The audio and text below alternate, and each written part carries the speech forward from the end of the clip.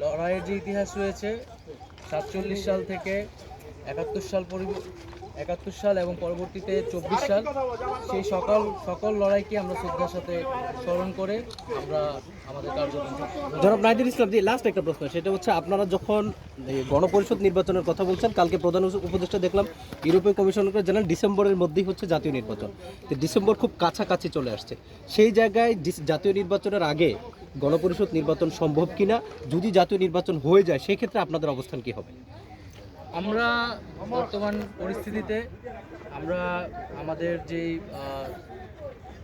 এনসিপির যে প্রস্তাবনা সেটা হাজির করেছি, কারণ আমরা মনে করি যে গণপরিষদ নির্বাচনের মাধ্যমে একটি নতুন একটি সংবিধান একটি প্রকৃত গণতন্ত্রের উত্তরণ হইতে আমাদের সহায়তা করবে।